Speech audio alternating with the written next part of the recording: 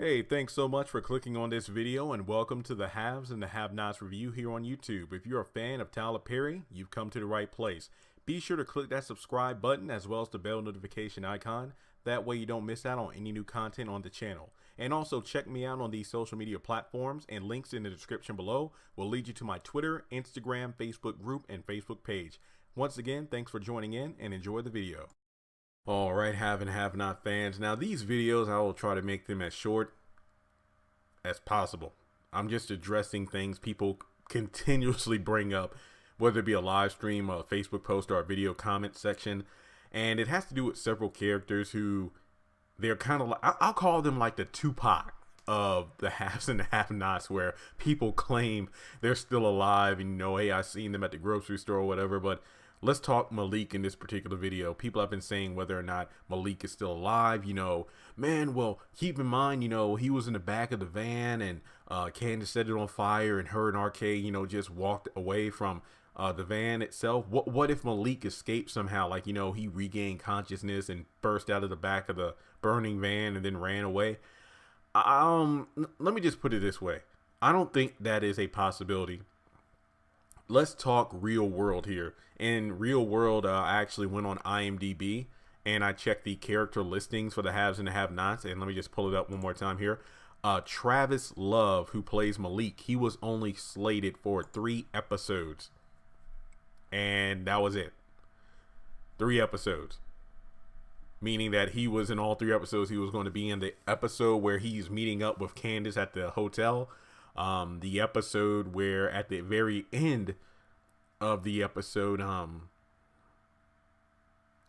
he goes into Hannah's house, and then the next episode at the beginning, he comes running out and then, burned in the van. So he's dead. I mean, don't get me wrong. One could speculate, well, Tyler Perry has a way of bringing people back to life after deadly injuries or whatever. I am not debating with you on that fact. That is a fact when it comes to this show. But here's the reason I don't think Malik made it. When you think about it, we know that he was stabbed in the back and he was literally bleeding out a lot. Then he managed to scuffle his way from the house, well, the kitchen, to the van, and then they drove off in the night. When they came to a stop on God knows what road in the middle of the morning, I want to say middle of the night, morning, whatever. Well, yeah, it had to be the middle of the night because, Hannah said she was going to bed, and we do know she goes to bed pretty early. Keep in mind that RK went back there and was like, he's dead. I'm not going to lie here. This really reminds me of Quincy, after he got stabbed so many times by Jeffrey and he passed out. And he eventually regained consciousness. Keep in mind that he had lost a lot of blood. All he could do was barely grab Candace by the ankle, and he couldn't really even move, So Candace just sat there while he died. That was because of the massive blood loss. He really couldn't do much of anything. So with Malik, all the blood he probably lost, like, again, we don't know how long or how far from Hannah's house Candace and RK drove the van, but we can imagine it had to be a good ways from the city due to the fact that, they set a van on fire in the middle of an open street. So I'm guessing it had to be a little ways out of town. Not too far, though. Well, I don't even know how far they walked. But keep in mind that, of all that blood loss, I do think it is likely that he most likely just lost consciousness and he wasn't dead. It is a possibility.